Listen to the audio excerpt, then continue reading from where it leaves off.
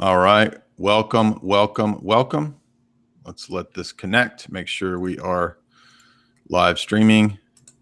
Says we are live. We want to make sure the audience can hear us. And wait for the chat to catch up. I'm here in New Orleans. I'm trying to find Nick Cage's pyramid tomb. There's a pyramid tomb literally down the street from me. Audience, can you hear me? How you doing? Okay. Come on, catch up, chat. Come on, baby. Come on, baby. Can we be heard? It says we're not receiving a video stream. That's weird. Let me refresh this page. Make sure that's working. It says live. Yeah. Okay. Primary stream. Videos have different frame rates. You need to what? This has never been an issue. Can you guys hear me? Loud and clear. Okay. They can hear us loud and clear. All right. Awesome. I'm down here in Vegas. Not Vegas. What is this city? New Orleans. And I'm going to be looking for Nick Cage's pyramid tomb. Sound is fine for me. Eric, say something. Make sure we can hear you, Eric. Hey, everybody. Mic test here. All right. So we're talking to historian Eric Jones. He's done some really in-depth research on the history of the Illuminati confirm. So we're going to be talking about that. We're going to talk about the relationship to the Templars.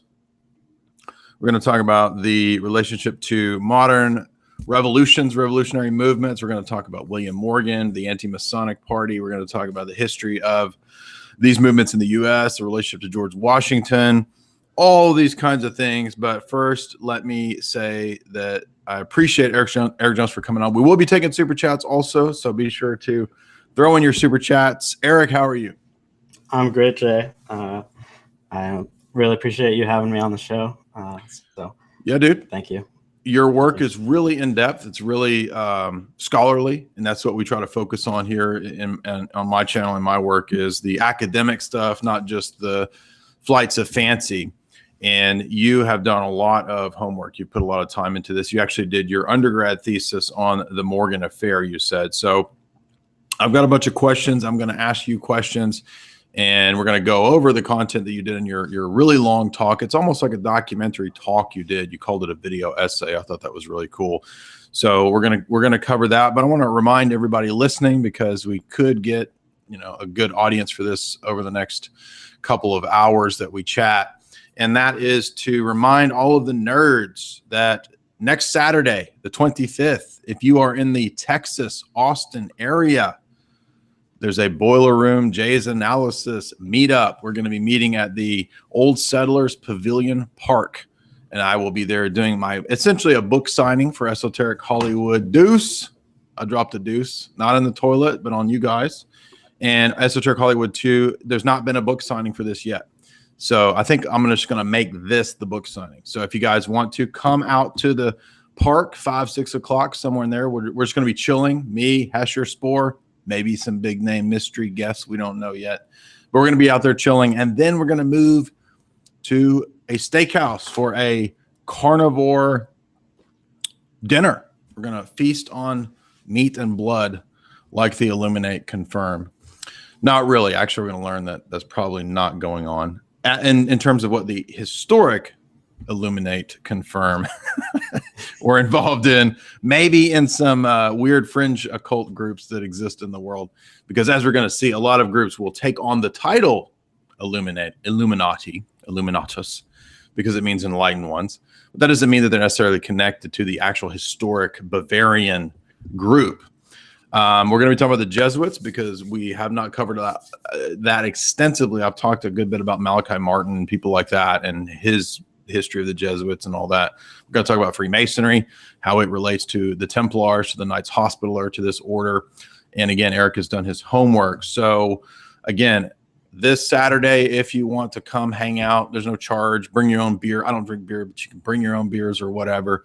To Old Settlers Pavilion Park, which is actually a little bit north of Austin. It's in Round Rock, right north of Austin. But if you're in the Austin area, we assume that we probably have a lot of listeners to Boiler Room and to Jay's analysis and readers and so forth out of the Texas area. So that's where I'm going tonight. I'm actually in New Orleans, and I literally am going to go out and try to find Nick Cage's pyramid tomb. Don't everybody be upset. Nick Cage is not dead, but the reality is that he's already purchased a pyramid tomb here in New Orleans. And if you look at the wallpaper in this hotel, it's little skulls everywhere. So it really is Illuminate confirmed. And we're actually going to see how this relates to Skull and Bones and to pirates. Did you know that the Templars and the Illuminate confirmed relate to pirates? I wrote about that in my Goonies analysis, which is in Esoteric Hollywood too, by the way. But without further ado, I've rambled long enough. Be sure to come out to the event again next Saturday. Eric Jones, how are you? I'll put your links below. I forgot to do it, but I will do it when the show goes up. How are you doing, Eric? Awesome. I'm doing great. How's your travels today? It was a long drive. I went from the edge of Florida all the way over to New Orleans. This is my first time here. As soon as I pulled into the city, I was overcome with the stench of pee. But that could have just been the area that I drove in. Maybe I went in the wrong way. Yeah. The hotel's nice. But I haven't gone down to the French Quarter yet, and it's going to be interesting because I don't drink, so I'm not going to be down there I may get attacked by transvestites. I don't know, but I'm not going down there to drink and party. But I do want to check it out, and I do want to see if I can find that pyramid tomb. That just sounds so crazy. But so before we get into the material here, you tell us about your background. You're starting up your podcast. You're starting up your channel. What got you into this topic particularly? So I guess like when I was 19, so more than a decade ago, I got into starting researching all sorts of everything weird, all the world mysteries, secret societies, conspiracy theories of all types. And, as I studied more and more, I started to realize that a lot of the guys talking about this stuff were just total charlatans and frauds and just trying to make money off of popular topics. And so as I got, I don't know, I did find that there were things to be concerned about, though, although many of the popular conspiracies turned out to just be nonsense from what I find. There are, powerful groups that have a vast influence on the world. And these secret societies are one of these, really important things that have a massive impact on the world, but many people don't really understand. We're not really taught about them in school. And so I decided I wanted to pursue these topics for real. And so I went and got my history degree, and I wrote my thesis on the Anti-Masonic Party in America. Yeah, that's fascinating. A lot of people don't know that there was an anti-Masonic party about the Morgan affair, which we're going to get into here in a little bit. But I mean, this was my experience because I did a history undergrad too. I was actually one credit away from having a double major in history and philosophy. And what I realized in taking a lot of history courses, modern European history, and I actually did a whole bunch of work in the French Revolution. And then I actually studied under a guy who had studied from the Frankfurt School. So I know about the history of revolutionary movements and Marxism in the Frankfurt School. And there's a direct ideological descent. There might not be at all times, a direct Marxist-Stalic succession per se, but in a way there kind of is when we get into this subject, because a lot of the revolutionary thinkers actually would emerge out of the lodges, as you know. And so the first thing I came to in your talk that really stuck out that I liked was the fact that you did understand that it's laughable to think that the Jacobins didn't have a connection to the Illuminati proper, and that they weren't a big secret society force in the French Revolution itself. Obviously they were. Mm-hmm, exactly. And I start off the video with a letter from George Washington where he says as much himself. And I tried to start with a few sources, just kind of give a good gut punch for people that don't realize. Let's start there. I want you to go into some depth about this, because a lot of people have heard, I think George Washington one time said something about the Illuminati. And it's actually about the Jacobins. And you talk about a priest who sent him a book and said, hey, bro, have you read this book? Illuminate, confirm. And then George Washington wrote back. So tell us about Washington. Tell us about his history in the lodges. And was he really that serious? Tell us about that. So George Washington, you might know, was a Freemason. And the Freemasons really do like to play this up and talk like how, big into Masonry he was, and how they like to, like all organizations like this, even like Scientology, like they like to use Tom Cruise. They like to use big names to promote themselves. And so I kind of look at that as how the Masons promote Washington as one of their guys. In this correspondence between George Washington and a man named George Washington Snyder, Snyder is trying to warn Washington about how the Illuminati is trying to infiltrate Freemasonry. And he's writing Washington because he's under the impression that Washington is presiding over all the Masonic lodges in America. But Washington in this correspondence explains that he's actually like barely affiliated with Masonry. He's only been in the lodges like once or twice in the last 30 years. So after the Revolutionary period, he wasn't really involved. And I think that's true with a lot of the revolutionary forefathers in America. Some of them weren't really into the other aspects of Masonry. But so when you go to like Alexandria, Virginia, and they have that big monument, and there's Washington up there, and he's doing like the Baphomet pose with the hand up and the hand down, and this is essentially a lot of mythology that was created afterwards, and the actual records you're saying seem to show that he maybe had a passing interest when he was younger, but it wasn't really there. Exactly, and I think he was in his interest in the lodge was more based around he bought into this revolutionary spirit, and that the primary meeting place for the American Revolution was actually a Masonic lodge. So if you were really tied up in this revolution, you were bound to be mixed up with Masonry, at least whether you are a part of it or not. You were going to be affiliating with a lot of Masons. Right.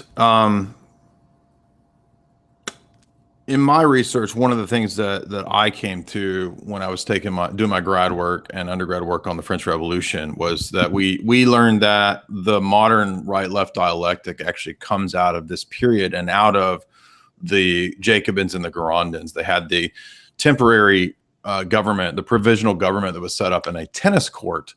And then they had on the right where they're called the Girondins, and they favored like private property and this kind of stuff. And then on the left, they had the Jacobins, who were the total communists. Do you think that it's accurate to say in your research that is the origin of modern left and right is out of this? Would you call it a Masonic duopoly, a dialectic? I completely agree with that. And you can follow kind of even if you don't, like you said before, even if there's not a direct connection of all the people from one society to the next, there is like a philosophical kind of history between all these organizations, from the Jacobin Club, and then there's like the League of the Just and the Communist League. You have direct connections between these societies, and so it's kind of a philosophical tradition that comes out of that. And yeah, you had the Freemasons deeply involved in both like the American Revolution and the French Revolution. And I do think it is about kind of these dialectics. Right, because the American Revolution is more Girondin influence because they wanted private property. They wanted more of a merchant, capitalist type of class that was free to do what they wanted to do to kind of have the upper hand. And then in the what would be the Paris Commune and the Jacobins and that sphere of things, 1789, it was a lot more radical. And a lot of people then traced sort of the Grand Orient Lodge of France and Italy to that more radical tradition. And then England and the Lodge of England maybe connecting more with the U.S., because you're going to go deep into what you go into with the Knights of the Golden Circle and the Confederacy and all that stuff, which is really fascinating. But before we go there, you interestingly in the talk, you move from there to Templars. Well, no, wait. You go to the origins of Weishaupt and the fact that he was a canon law professor, and that this does, in a way, have a relationship to the Jesuits. But we also can't overstress this. Now, 10 years ago, when I was into traditional Catholicism, I would kind of overlook the Jesuit stuff just because it seemed silly. Now that I'm Orthodox, I do think there is more to this. I don't think the Jesuits run the entire world, but they actually do play into this to a degree, even though they supposedly fought the Illuminati. But give us a rundown of the relationship between Ignatius Loyola and the rise of the Jesuits, and how this would then give way to Adam Weishaupt being a teacher of natural law and canon law.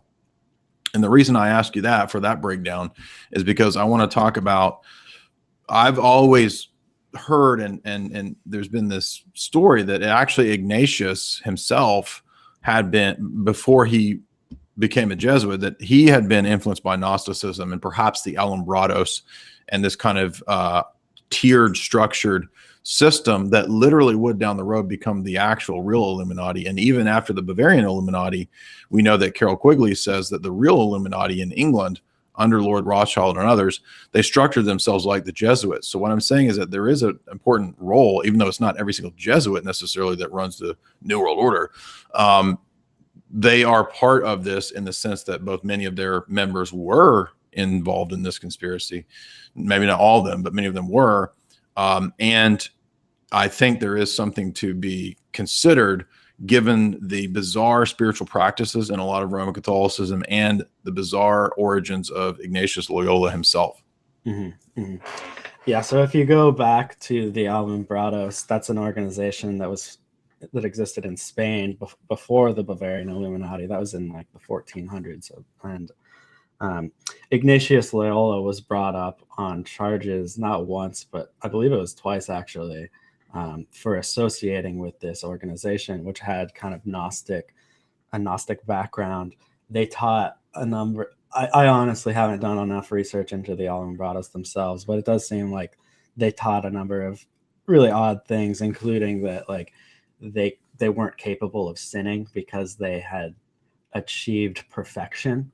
And actually the original name of the Bavarian Illuminati is the Perfectibilis. Now this is important because the Cathari of the Middle Ages, which I did cover in my video, I've read extensively actually on the Cathari. I know a good bit about it. And then I made that short video on the movie Eye of the Devil, which actually hints about the Cathari. It's not exactly historically accurate, but they do sort of hearken to that in that famous Sharon Tate Donald Pleasance movie about it's the Illuminati, basically, in a way.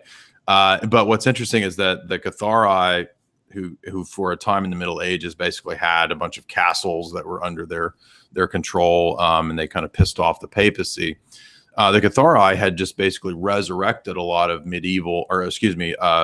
patristic church father era Gnosticism, namely by saying that they were the perfect, they were perfected, they were the elite, and they could not sin. And so I just thought it was fascinating that where you take the Weishaupt stuff, it does seem to have connections, even though it's more of an Enlightenment movement. There does seem to be an influence from perhaps these medieval Gnostic groups. Mm-hmm. And if you look at the symbolism of the Bavarian Illuminati, it's got a lot of the same sort of Masonic type symbolism, which seems to be more occult. It doesn't seem as rationalistic as the Bavarian Illuminati kind of presents themselves. I do think that there's an occult kind of center to the organization, but it's hard to prove that stuff with the limited documentation we have on that group. Speaking of which group, that there is an occult of the Bavarian Illuminati themselves. Really? So you don't think that that they were just primarily rationalists?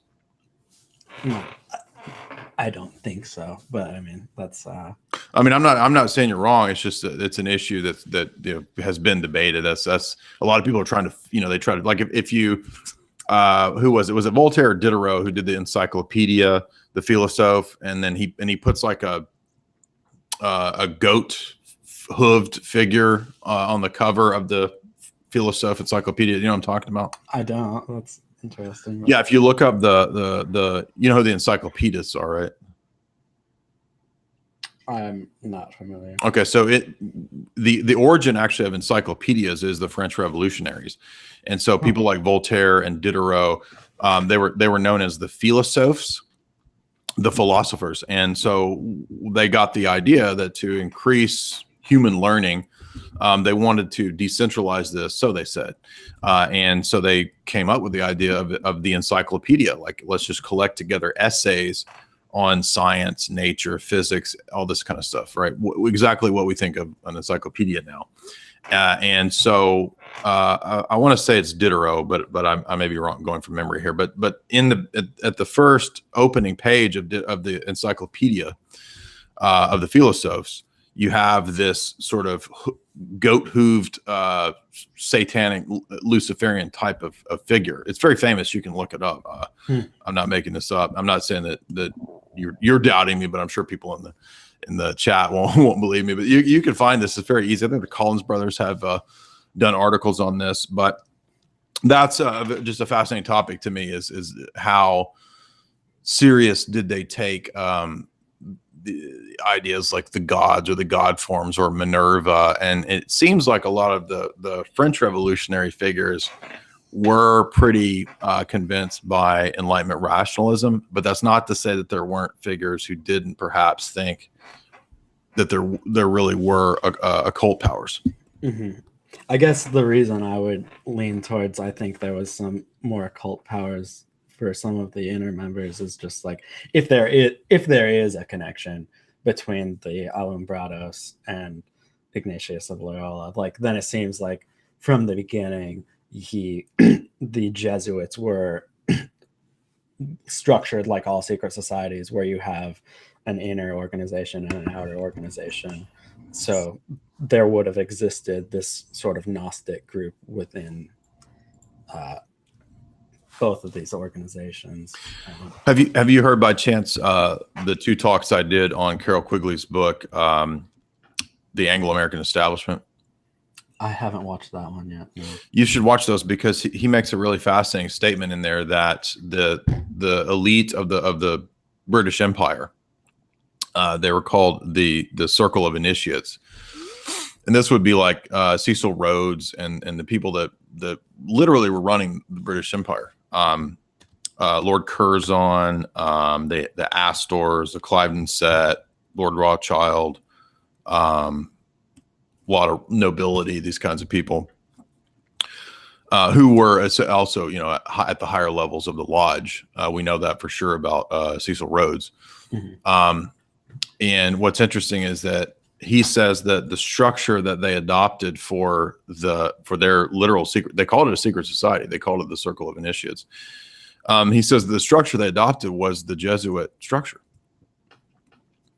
Now, the way I could conceivably connect that to what we're talking about is by the fact that the Grand Lodge of England publicly comes out in 1717.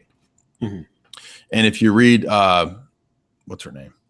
I always forget her name, but the book, The Builders, which is about how the Masonic lodges were essentially the spy network of the British Empire, that they were the means by which they built the British Empire. If you look at her book, she discusses this as well, how that spy network was established for centuries. And I think you even touched on this, that it was prior to 1717 that Masonry already existed. Yeah. But what do you think, what's the connection between 1717 and Adam Weishaupt? Is there one?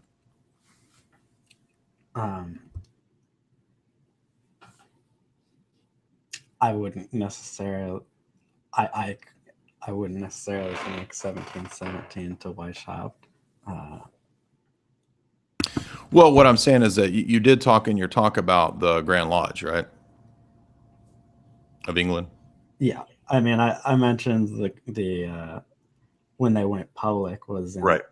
And then that was 1717, but you did have a number of lodges that existed before that, including in the Americas and in Europe.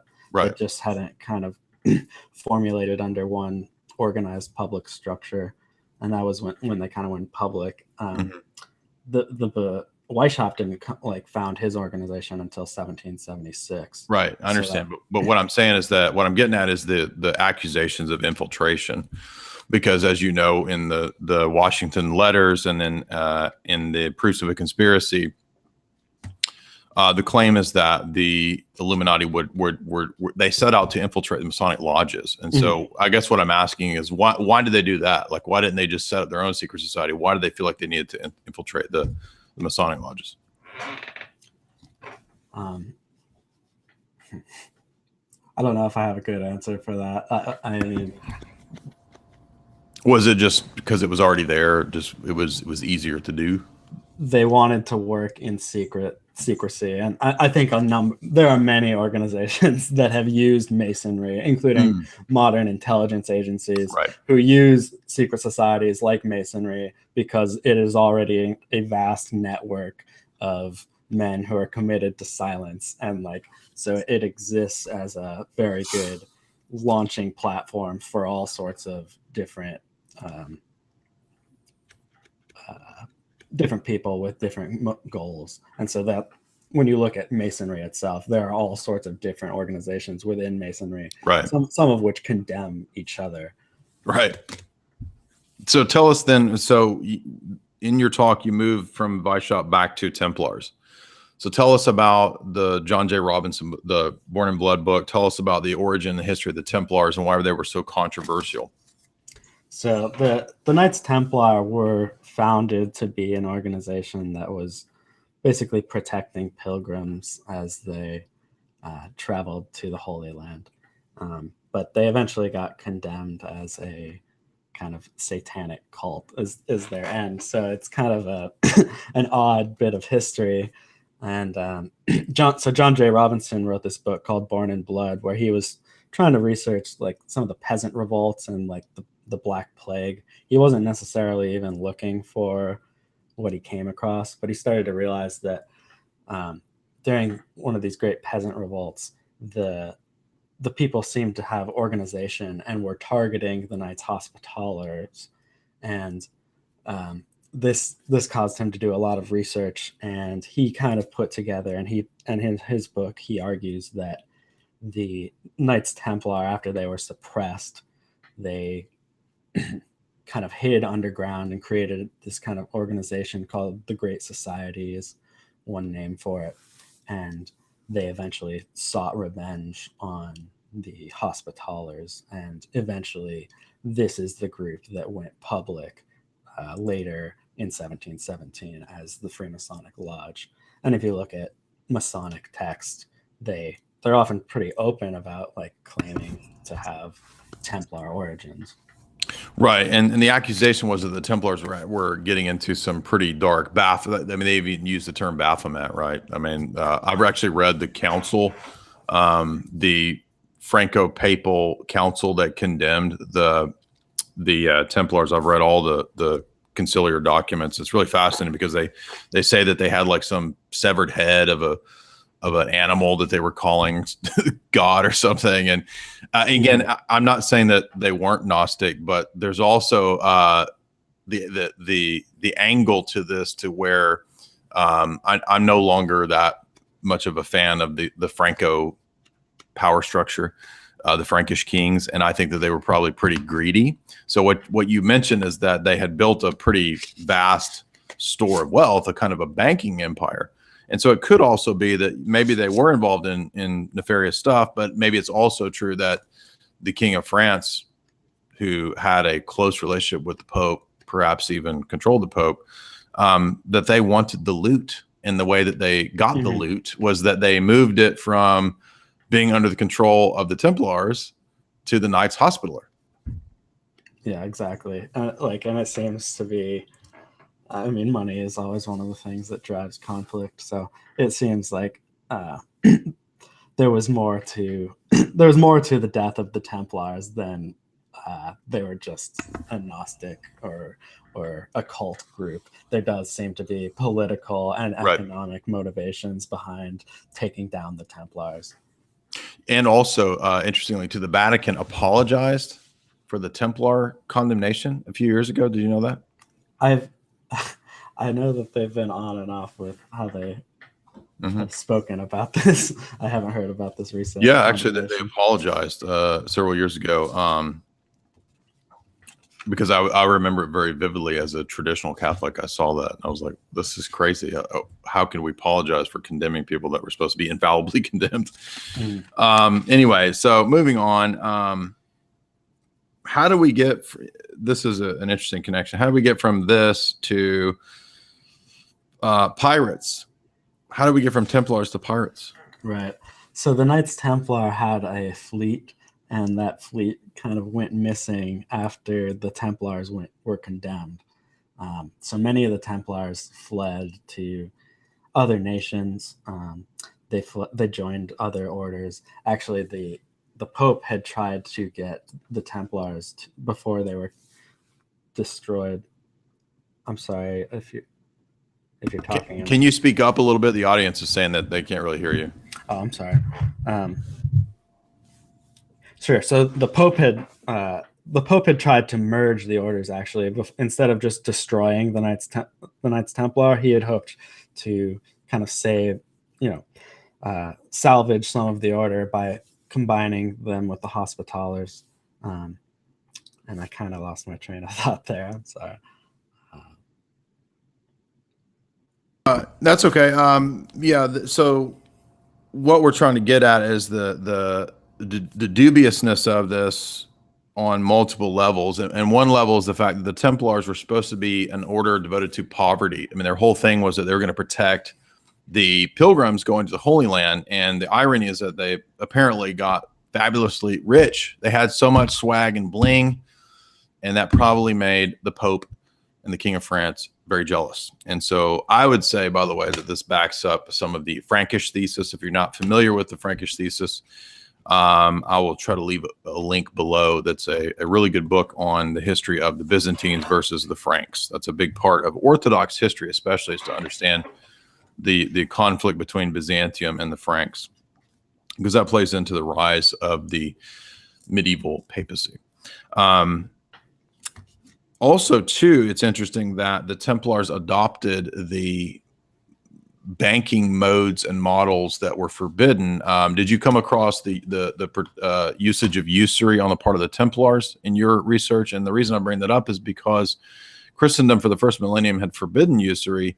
And interestingly, it's right after the Renaissance that the papacy starts to lax its view and allow international usury. And a lot of times the accusation is, oh, well, that's all a certain tribe that did that. But actually, the Templars also did this, and also it was forbidden. And the first power structure to begin to allow this wasn't Byzantium, although Byzantium did, I think, allow a bit of usury towards the end of it, towards the decline of Byzantium. The real power structure that permitted usury across Christendom was the papacy. Mm-hmm. Yeah, and for that, that's basically how the Templars acquired their wealth. They presented themselves as a rather poor organization. One of their symbols had them, two Templars riding on the same horse, and so they at first presented themselves as a rather poor organization. But the way their kind of banking system started was people were traveling these large distances, and so in order to keep their wealth safe, the Templars kind of started this system of banking by giving out promises of your wealth, so you didn't have to travel. Promissory notes, basically. Exactly. Yeah. So you didn't have to travel. That allows then for the creation of fiat banking on the basis of wealth that they didn't actually possess, which Quigley eventually talks about in Tragedy and Hope. He talks about the banking notes and how this became prominent after the Renaissance. And I would like to jump back to the I remembered my train of thought. So back to the pirates. So the Pope had wanted to merge these orders, but then the Templars, so many of them had to flee to join different orders, but they had this fleet, and the fleet went missing, and many of the Templars ended up actually turning to piracy. And so you have like many of these more modern secret society using the skull and bones, the Jolly Roger symbol, of piracy. And that's actually this connection. Exactly. That's the thing, is that people, we hear this in the conspiracy realm, and actually this is true, that really is the origin of the Jolly Roger, right? Mm-hmm. That's exactly right. And so that's why we see the skull and bones symbol, like from Skull and Bones itself. We also see the Masons use this. Right. I believe the Bavarian Illuminati also used the skull and bones. Yeah, and another signification of the Skull and Bone and the Jolly Roger is that if you think about pirates are libertarian in many ways, in the sense they're anarcho-libertarian in the sense that they didn't see themselves as under the jurisdiction of any state. They were under not really maritime law, but no law, because they could just sail away. And so the reason that the pirate is kind of an analogy to the international financier, the international corporate elite, the 1% of the planet, is that they can crash a nation's economy through hedge funds, through derivatives, through all kinds of different means, and they don't get in trouble because they can just go somewhere else, because they're not bound to any nation state or national ties. And the origin of that idea, I think, actually is in piracy. It's pirates. And there's a lot to be gained from understanding that realm of things, that pirates are actually the perfect analogy for what we're talking about. Mm-hmm. Yeah, and one of the Masonic ranks actually says, "This rank will make you a brother to pirates and corsairs." So it's right in. I actually didn't know that. That's crazy. Yeah. So that actually makes me think, and I've thought for a long time. I know my Goonies analysis touched on pirates and why Goonies relates to this, and with the Astors and Astoria and all that. But you can also think about the fact that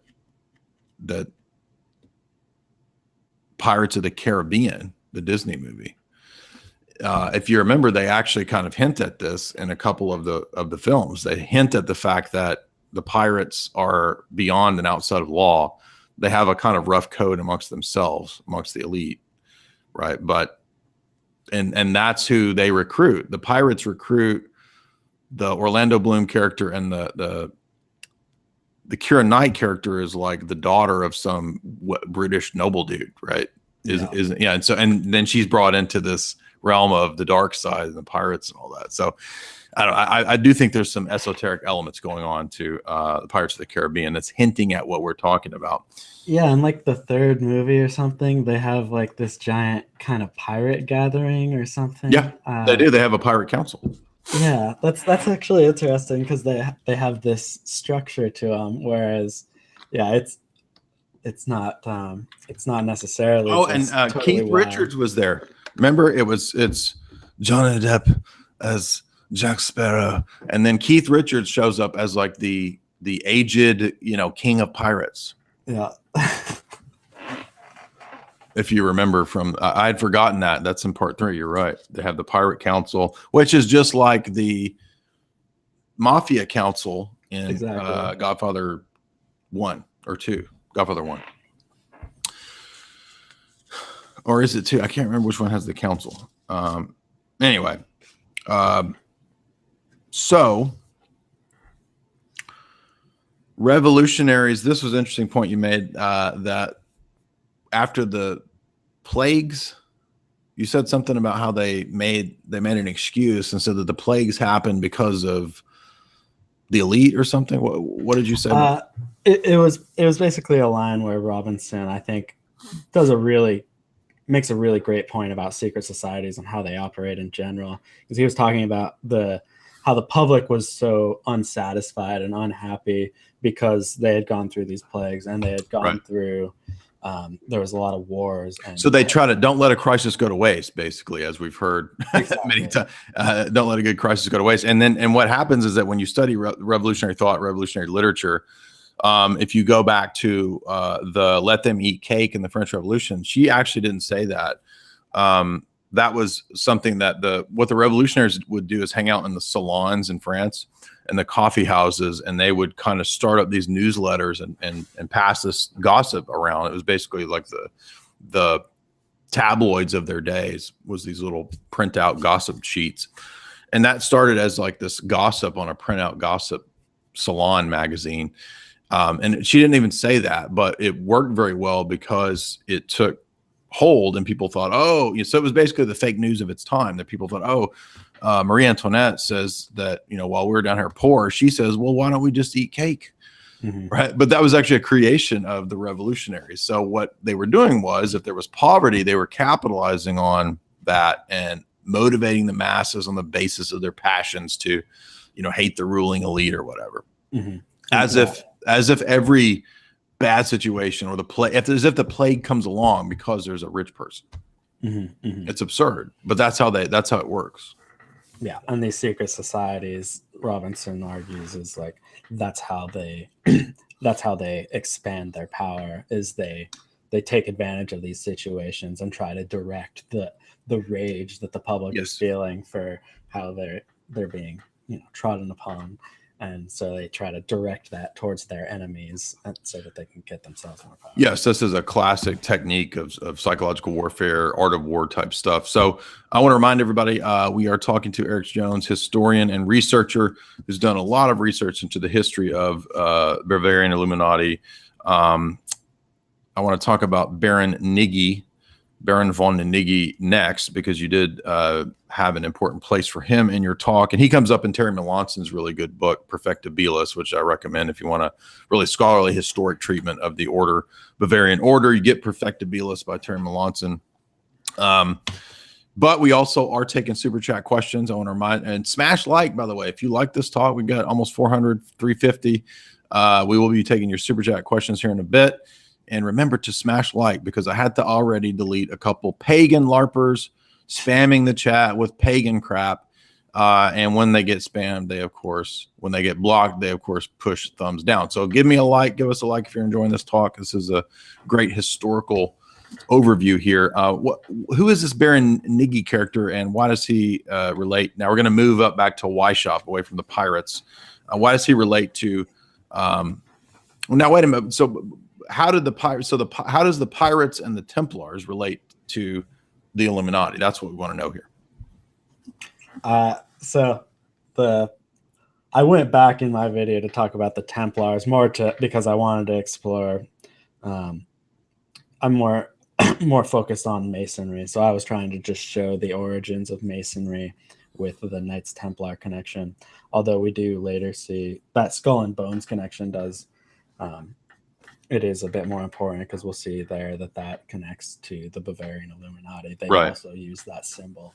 So yeah, you do have Masonry and the Illuminati, and these groups often share the same sorts of symbolism. Exactly. That's what makes it confusing, is that you can't just look at the symbols, because different groups will have the same symbols. And it gets kind of complex, and you can't just assume that the symbol means the same thing every single time. It doesn't. I mean, if you look at that, this is something that really pisses me off when people try to interpret symbols and they're all messed up. Like if you see a cross, Gnostics used a cross. They have the white circle with the black, kind of, it looks like a bullseye. That's a Gnostic cross. We wouldn't conclude that because Gnostics used a cross that therefore all usages of the cross are Gnostic. That's nonsense, because the cross far precedes the usage of medieval Gnostics. That's stupid. So in the same way, you have to be careful with symbols, because they can have different meanings in different contexts. I think it's very worth paying attention to symbols, especially when you're looking at powerful organizations. But yeah, you have to do your homework every time, because different groups will use these different symbols in different ways. So. All right, so tell us about Baron von Knigge. He was a powerful aristocrat, right? And he was recruited. Didn't he fall for Weishaupt's plan, right? Yeah. So Baron von Knigge was an important person in society, and he was probably the key figure in that what Adam Weishaupt recruited to spread the Illuminism inside of Freemasonry. And so, how successful do you think that was? Did it kind of burn out, or did they really gain some power in the lodge? Because that's actually what Washington and in the letters, what he was discussing was how successful was this? Exactly. Washington had the perspective that they were not that successful, Mhm. that they had been unable to take over Freemasonry in America, like proof of a conspiracy argued. And but we do know that the organization had spread throughout Europe. At least they had made it to numerous different countries. So to me, it seems kind of absurd to believe that the Illuminati was destroyed, because eventually the the organization was disbanded in Bavaria. Well, even if the organization itself didn't continue on in the structure that it originally had, the ideology that Weishaupt lays out in his plan absolutely continued on. For example, communism. I mean, that's what a lot of people don't know, is that the root of this ideology is actually communism. This is the real origin of communism, is that he believed in the sharing of property. And if I recall, he also mentions the usage of private philanthropic organizations, doesn't he? Mm-hmm, mm-hmm. And that's really what these secret societies are trying to do, is impact philosophy at a global level. That is how they influence the world, by pressing philosophy. So, And that's why you see a lot of these orders, people in these orders taking on philosophic names, right? I mean, you had, some of them called themselves Seneca. Some of them, they would refer to Minerval order. These are all, I mean, yeah, they're God titles, but they also refer to philosophers. mm-hmm. Spartacus, right? Spartacus Weishaupt, that was his name, right? Yeah, that's exact. Like all the members of the order had code names, and yeah, Spartacus was Weishaupt's code name. And if you don't, the reason for that is because Spartacus is the slave guy who overthrows, right? If you've seen the Kubrick movie Spartacus, then the idea being that he overthrows his oppressor, right? Mm-hmm, mm-hmm. Exactly. And that's largely what I would say both Masonry and the Illuminati wanted. Maybe the structure that they wanted in place after was different, but I think they both wanted to overthrow the church and overthrow the monarchs. Right. So alter and throne, overthrow, and establish basically Plato's republic. It's all back. It goes back to Plato's republic, really. Mm-hmm. Do you agree? I mean, you know more of Plato than I. So, I know that. Yeah. So in Plato's Republic, he says that. He says, let's establish a communistic, secular, basically, republic. So would you agree that the philosophy of the revolutionaries is essentially what you get in the Enlightenment and afterwards? Definitely. Yeah. Right. I think that the revolutions that we saw, just like in the old peasant revolt with the Great Society, we had these secret societies were one of the key determining factors of right. how that all played out, and the philosophies that we are left with in the modern world. So tell us about William Morgan. Let's move into later on American history. And what's the Morgan affair? Why is William Morgan interesting and important? So William Morgan was a Royal Arch Freemason, and he decided to write a book that was going to expose some of the secrets of Masonry. And he was going to write a book that exposed the first three ranks, and it basically got into what the initiation rituals were, what the oaths they took were, and he showed some of like the Masonic hand grips that they used. They've got kind of gang handshakes, Masonic shakes that they do. And so the Freemasons didn't like this, and they decided to kidnap and murder William Morgan. And they tried to burn down the publishing house. They also tried to capture his publisher as well, but they were unsuccessful in burning down the publishing house and capturing the publisher. But they did manage to capture and murder William Morgan. But his book was printed, and the American people responded with a large movement that turned into the Anti-Masonic Party. And it was led by men as notable as John Quincy Adams. That's interesting that a lot of people don't know that the Anti-Masonic Party, that John Q. Adams was a big part of that. And you talked a little bit about Andrew Jackson, and I'm curious because actually he has a big statue here. Actually, was Jackson a Mason? I want to say I heard that he was. Yeah, I believe he was, and Right. the anti-Masonic movement was basically they were fighting against the Jacksonian Democrats, Right. which were more infested with Masonry than other parties, maybe. But the anti-Masons wanted to get Masons out of politics altogether because in the events following Morgan's death, it was extremely hard to get anyone punished for this.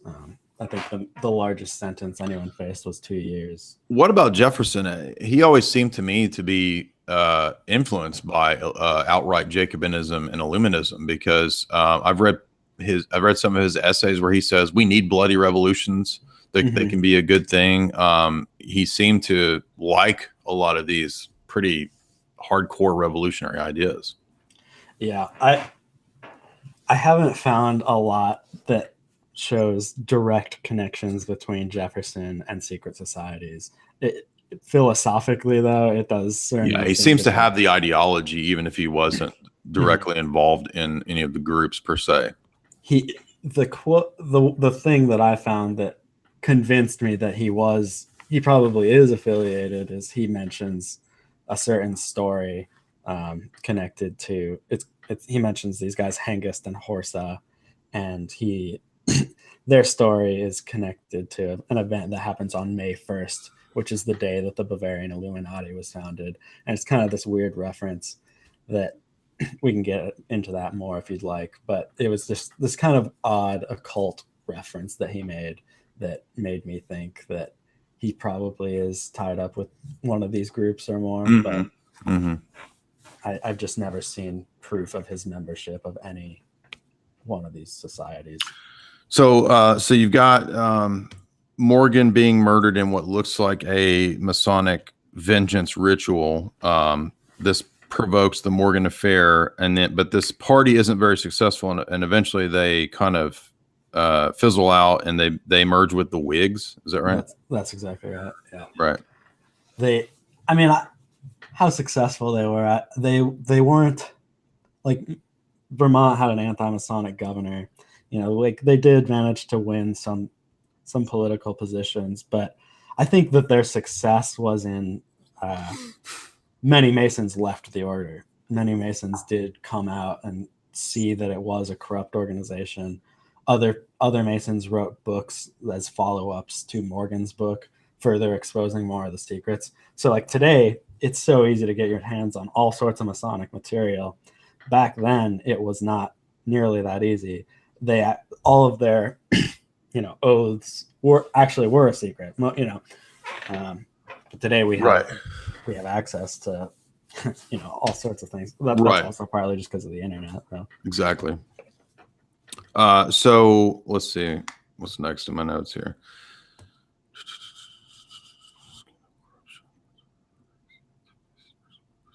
So then let's talk about the Lincoln situation, Prince Hall Lodge, and tell us what the mystical arcanum is.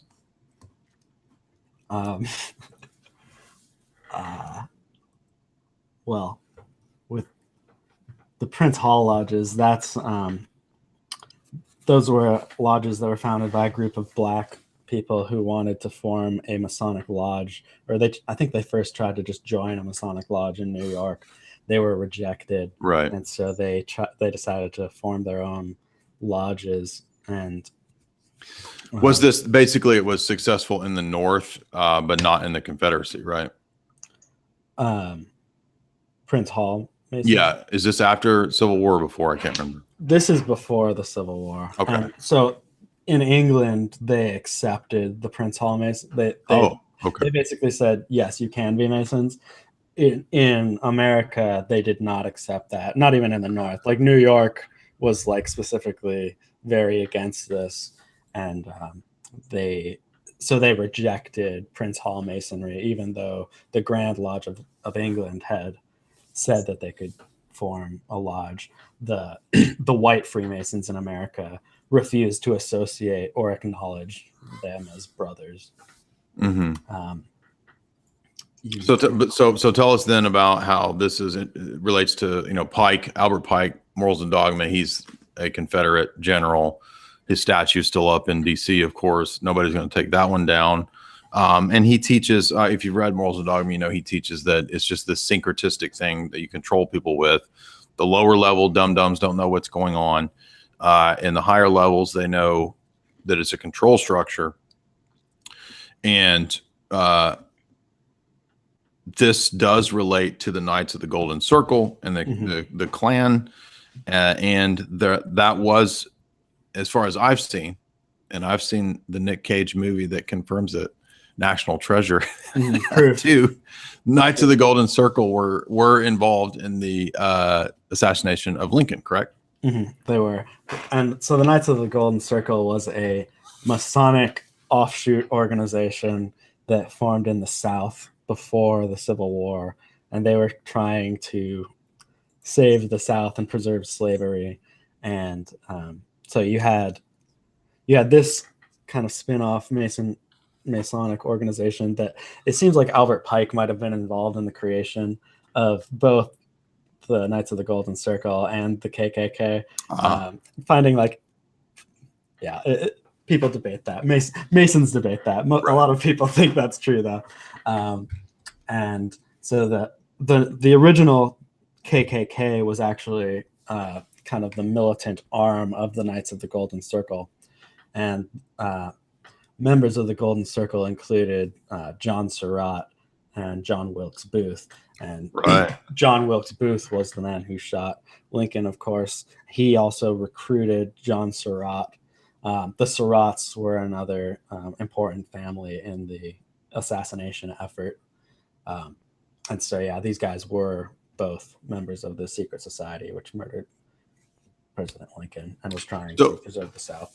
So give us your, when we look at the tiers and doctrines of Masonry, when you get up to that 32, 33 level, if you know Pike and that kind of stuff, what does it mean when we get these statements about the seething energies of Lucifer and the kind of weird stuff that Manly P. Hall says? What is ultimately going on with Masonry in your view? That's a big question. Well, how do they present Lucifer? You talked about this in your the occult view of Lucifer. I think the best way to describe it is they would compare Lucifer to Prometheus. Right. So he was somebody that was fighting for humanity, who wanted to give us knowledge that God or the gods were trying to keep from us. And so in their telling of the story, the hero is Lucifer or Prometheus. And so they view Lucifer as the bearer of light, the bearer of knowledge. They view him as a good guy who, so you'll have Masons who take that more literal. I think you do have actual Masons who really do believe that they can become gods. So you have that literal take. I think there is also a more kind of enlightenment type view of just the idea of the story, but they're not taking it so literally. Well, you get in the what are they're called the irregular lodges, the black lodges, the sorcery type lodges, which would be like Crowley's type of stuff, where they're really trying to do with Jack Parsons, and they're trying to do these rituals to become gods, right? Exactly. But I mean, you have some of that in all of Masonry, and right. I would say that statue you mentioned, with Washington making these occult gestures, and these there's a painting called the Apotheosis of Washington, I believe it's called. It's got all this Masonic symbolism built into it. And I do think you have this occult side throughout all of it, although some of them are. And throughout the Civil War, a lot of people don't know that you can go to Union monuments and you can go to Confederate monuments. You can go to the Jefferson Davis monument, and it's the exact same giant obelisk that is the Washington Monument in D.C. The Jefferson Davis Monument, which is in Kentucky, I've seen it. It's not very far from where I used to live in Tennessee. It's the exact same as Washington's giant obelisk. Mm-hmm. It's just as Masonic, is what I'm trying to say. Yeah, exactly. I mean, and downtown DC too. By the way, people forget this. Chris always used to bring this up on Afternoon Comment. When you go to DC, it's just this giant Masonic mythological tale that's built into all of the streets and architecture of Washington DC, everywhere. Mm-hmm. Yeah, National Treasure with Nick Cage is goofy, but it's actually kind of true because that really is what's going on in DC. Exactly. Yeah, people can get kind of ridiculous with some of their speculation around some of the stuff, but yeah, there's no question. Just looking at some of this, it's obviously Masonic. They're not hiding that it's Masonic. There's a Masonic symbol on our dollar bill. Like it's not a secret that Masonry is tied up in our government, right, in our history. So the idea that we don't know much about that, though, through our general schoolings, kind of problematic, I would say. That is interesting because you would think we would know about that because it is a big part of our history. But all right, we're going to read some super chats. Super chat time. Question. You don't mind taking questions, do you? Yeah, that's awesome. Because I haven't read these, so I don't know. They may be for both of us, or they may be for you or me. So the first one, Lawrence Balanek, $2. Thank you, Lawrence. He says there are 30 Masonic lodges in St. Louis. That's crazy because I thought that was supposed to be a Catholic town. Well, that doesn't really mean much, especially not after Vatican II, right? And yeah, I'm not surprised about that. I've been to St. Louis multiple times. I didn't know there was that many lodges there. That's pretty crazy. You'll find lodges everywhere, including middle of nowhere towns. You'll absolutely. Everybody needs to. Have you watched The Man Who Would Be King yet? I know it's loaded with Masonic symbolism. Well, it's the ultimate Hollywood Mason movie. Everybody's got to watch Man Who Would Be King, and it's based on the Rudyard Kipling story. So he's actually writing you the British Imperial Masonic story into story form, and then of course Sean Connery plays the role. Brother Zakar, $10. This is my first super chat. I wanted to let you have it, Jay, and I wanted you to have it. Thank you, and not let me have it. Keep it up. You're doing God's work. Well, thank you, brother. I think appreciate that. We are trying to do positive things here, and so thank you for that. John B, $1. Thank you, John B. Zoomer Hub, $5. I'm a nature guy.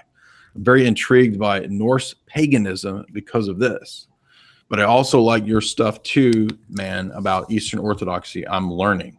Well, awesome, dude. Thank you. In fact, there's a great lecture by Dr. Philip Sherrard about how Orthodoxy is concerned with the re-sacramentalization. In other words, the viewing of nature again as a sacrament, the way it used to be prior to modernity. And that's actually something that Norse paganism is interested in as well. So you actually, if you look up the lecture on YouTube by Dr. Sherrard called Presuppositions of the Sacred, you will find that very fascinating. And that would be perhaps a good bridge from Norse pagan understandings to what we talk about. Zoomer Hub again for $5. He says, I'm a non-Christian, but I respect your analytical presentation of your faith. It's very interesting. Thank you. Correct. Yes, we follow the tradition of the church fathers at my channel and in my work, where we do believe that you can utilize philosophy to explain and to aid in the apologetic. Thank you. Arvol, our old debate friend, our perennialist debate friend. We had a great debate, by the way. If you want to check out my Orthodox versus perennialist debate, it was with our friend Arvol there. $20. Thank you, Arvol. Were there any occult motives behind the Crusades? This is fascinating. I say yes. And if you watch the Russian documentary on Byzantium, I think it touches on this. Do you have any views, Eric, on the Crusades? I kind of have mixed feelings on the Crusades. I think there was a lot of corruption going on there, and a lot of different I do think you had occult influences active, but it's hard to say how much, I would say. But I mean, if you look at like the Templars and the Assassins or the Hashashins, right, you do have these kind of occult groups active. So you think that it's likely that the Templars actually did get into some Gnostic ideas? I believe that they did, yes. Okay. Yeah. So, I would say, Arvol, if you haven't watched the Russian documentary on Byzantium, which touches on the Crusades, and I again, if you look into what's called the Frankish thesis, which I do think is legit, I'm not saying Romanides is legit, but just because Romanides talked about the Frankish thesis, and I think Romanides is goofy, it doesn't mean that the Frankish thesis is false. You can look at Saint Photius the Great. In his day, he was writing letters about the Franks, which would become the Frankish thesis. So, slobber chops, $5. Chicken or beef? I don't know what that means. If you mean our carnivore meeting, we'll be eating steaks, bro. If you come to the Boiler Room Jay's Analysis live meetup next Saturday at Round Rock, Austin, Texas, at the Old Settlers Pavilion Park at 6 p.m. And then we're going to go to the steakhouse. Me, Hesher, Spore, mystery guests, and other people. Come chill. Let's see. Bob, $2. Did Burr and Hamilton and their controversy have anything to do with the Masonic elements? That's a question to you. I believe that they were both Freemasons. Ah, interesting. But so we had a Masonic duel going on there. It's hard to say what was going on there. I mean, I don't know if there was any occult. So no occult significance to that one. Autocrat Justinian, $5. What books would you recommend analyzing the buildup of the Enlightenment and its anti-Christian, anti-monarchical enterprise until the present day? I would say read the Heiko Oberman book, Medieval Harvest of Medieval Philosophy. It's his book on Gabriel Biel, because Gabriel Biel is who prepares Biel nominalism for Luther. Luther's influenced by Biel. You have the release of nominalism by the Reformers and the Humanists. That becomes the empiricist approach of the Enlightenment. So you want to read Heiko Oberman's book, Harvest of Medieval Theology. That's what I would say. John McRae, 2006, $4.99. Thank you very much, John McRae. Appreciate that. Cryptocurrency Steen, $5. What sources are considered authoritative on Masonic rituals and their true meanings? I think Morals and Dogmas, unquestionable. I think Secret Teaching of All Ages by Manly P. Hall. Those are classics. I've never heard them disputed. There's McCoy's Masonic Encyclopedia or whatever. What are the sources you think are kind of the mainstays? I think my three go-to guys are Pike, Mackey, and Hall. So Mackey is the encyclopedia you're talking about. He's got a Masonic encyclopedia that's very useful for just looking up terms, but he's got other works as well. I think the easiest one to read is Manly P. Hall. I would really recommend Secret Teachings of All Ages to give you a good overview of all sorts of occult topics. I just think he's more enjoyable to read than a lot of these Masonic writers can be kind of painful to slog through. Yeah, I mean, I've got like the Lomas and all those clowns that are the more modern guys. And on all that they do, the one book that Lomas has that's relevant is his Freemasonry and the Royal Society. That's a very important book because he proves that modern scientism comes out of Masonry, and that the Royal Society promoted this as a Masonic entity and institution. That's very important. But otherwise, the rest of Lomas's books, it's all the real Jesus is Gnostic Jesus, like zeitgeist level stuff. So I don't recommend any of the other stuff. But okay, so we are getting a little long here. I'm really tired. I've been driving all day, and we had a really cool talk. This is a great introduction. Your video is much longer. It's about 2 hours and 30 minutes, 40 minutes? Yeah, it's like 2 hours and 40 minutes. Yeah. So I'm going to have that link below. But tell everybody right now your channel if they want to subscribe to you, because you're going to be putting out more of these kind of really in-depth analyses. Probably going to have a book one day. What's the name of your channel?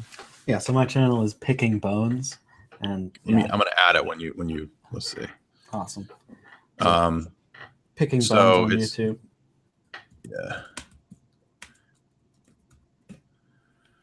And for this video that I did spend about 6 months working on it, I wanted to launch with something pretty big. So I put a lot of work into it. So I'd definitely encourage you to go check that out. But I want to start producing, shorter videos and just make this a regular thing. I'd like to make a career out of this, doing stuff similar to what Jay is doing. So, all right. So let me add real quick here to the description. Well, maybe I can't do that right now. Let's see. I'm going to put it in the chat for everybody, and I will add it here to the. So here's his channel, everybody. And right now, his first video is this 2 hour, 40-minute kind of really in-depth historical treatment. So you guys can check out his link there, and then okay, I'll just add it to the show description right now while I'm thinking about it, so I don't forget. So there in the show description now is his thing. And I think we did get another super chat here, so let me go back to that. Cool. And let's see here. Nick Cage is calling me. He wants me to come find his pyramid tomb. Find my pyramid tomb, and I'll grant you entrance into the Hollywood Illuminati. Zoomer Hub, $2. If I ever do convert, it will be to Orthodoxy. That's what we want to hear, bro. Glad to hear that. Absolutely. We hope so. So I've added Eric's links there. He's got, again, really, really in-depth stuff. I'm getting kind of tired. I've been driving literally all day. So, I don't think I can keep going much longer, but thank you guys very much. Really fascinating talk. We want to keep this kind of tight. Everybody check out his stuff. Subscribe to him. Also subscribe to Just Some Guy. I put up his links too. We did a long interview. He's trying to start his podcast. Similar material. He's really into Quigley. He's doing Quigley Talk. So subscribe to Eric Picking Bones. Subscribe to Just Some Guy, our new friends, and then we will look forward to new content. Eric, what's your next project? What can we look for next? I guess what I want to do is become an expert in secret societies. My expertise is the Morgan affair. That's what I've got the most experience in, but I really do want to just know all that I can about Masonry and the Illuminati and secret societies. So I'm probably going to go through books and do book analyses, do also breakdowns of some of the topics that I cover in the video, because a lot of the topics I only gave about 5 minutes. So I'd like to go more in depth in the various topics. Marco Calabic, 3 Canadian. Thank you very much, Marco. Appreciate that. Yeah. Really cool talk tonight. All right. God bless everybody. I'm too tired. I don't think I can keep going, but thank you very much. Eric, I appreciate you coming on. We had a great audience. I think we almost got up to 350. Well, now we got up to 400. Awesome. So that's great for a live audience. And I'm glad we did this Friday. You get a bigger live audience on a Friday night or some Saturday night than you would on a Tuesday night. So it's actually worked out better. And again, reminder to everybody, if I find Nick Cage's tomb, you bet I'm going to shoot a video, as people are saying in the chat. Of course, I'm going to shoot a video there, and the whole video will be me talking like Nick Cage, like I'm dead or something. I don't know, but yes, I will. And Saturday, if you're in the Texas Round Rock area or even outside of that area, come to our Boiler Room meetup, and maybe just maybe we can talk some big name people, secret guests into showing up. I don't know yet, but I will be there. Hesher will be there. Spore will be there. And the rest of the Boiler Room crew. Thank you guys very much. God bless. Have a great night. Thank you, Eric. Thank you so much, Jay. This has been great. Yep. I'm sure we'll talk soon in the future. And we are peace out.